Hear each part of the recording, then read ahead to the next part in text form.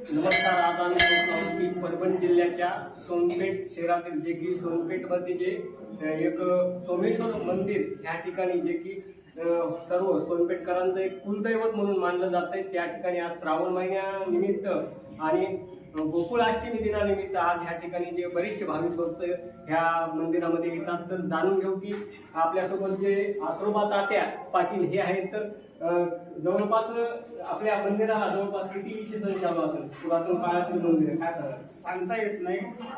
पूर्वीचं मंदिर आहे आणि खूप वर्षापूर्वी बांधकाम झालेले. या बांधकामाचं कोणीही गणत लावू शकत नाही. हे सोमेश्वर मंदिर म्हणजे स्मशानभूमीवर या तिन्ही विकृतीवर बसल्या वसत झालेलं वान नदीच्या काठाला सोनपेठ आणि देईखेड या तिन्हीच्या याच्या संगमावर ह्या सोमेश्वर मंदिराची निर्मिती झालेली. या ठिकाणी सोमेश्वर मंदिरासाठी दररोजचे अलर्ट गर्दी असतात. पण या वर्षी श्रावण महिना 5 सोमवार आले. हे कदाचित 71 वर्षाच्या नंतर हे सोमवार 5 आल्यामुळं अनेक लोकांना भक्ती आणि भावनेनं दर्शन घ्यावा ही इच्छा होते आणि या ठिकाणी खूप आलोट गर्दी होते. आणि आज गोकुळाष्टमीच्या निमित्तानं या ठिकाणी खूप गर्दी झाली आणि त्या गर्दीसाठी आम्ही या ठिकाणी तात्पुरतो उभा आहे.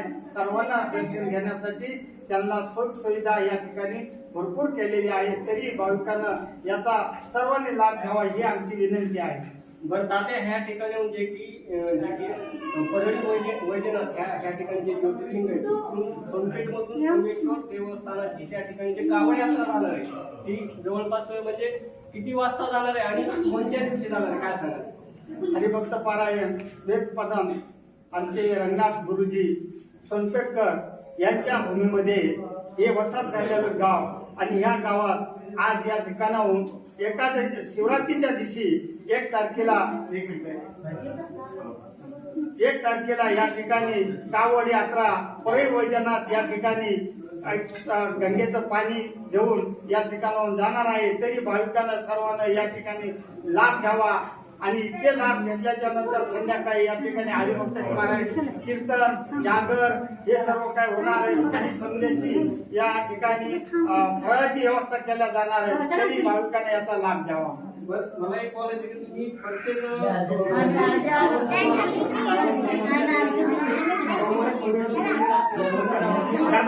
अभिषेक करण्यासाठी येतात.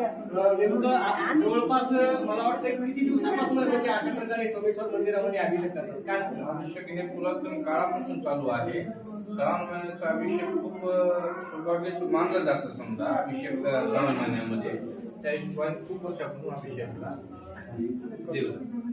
बरं, आज जर पाहिलं तर म्हणजे श्रावण हा सोमवार पण आहे आणि गोकुळाष्टमी दिनानिमित्त तुम्ही ह्या ठिकाणी जे आला जवळपास सोनपेठ शहरातून समेत आजूबाजूच्या खेड्यापाड्यातून पण सोमेश्वर मंदिरामध्ये येतात. नेमकं सोमेश्वर मंदिराची भावना कशा प्रकारे असं काय सांगा? खूप भावना आहेत. चांगलं एकदम जागृत देवस्थान असल्यामुळं खूप अभिषेक करते लोक. पुरातन काळापासून सलग आलेल्या असल्यामुळं सोमेश्वरची खूप भावना असल्यामुळे लोकांच्या अभिषेक करण्यात येईल.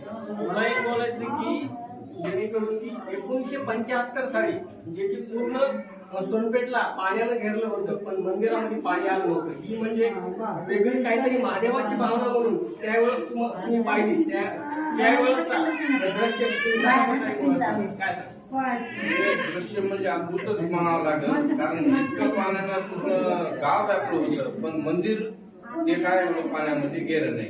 हीच भावना खास सोमेश्वराची मानली जाते. मंदिराला एवढी चेतन पाहिलं तुम्ही. मी महादेव रोटे, आपण पाहताय.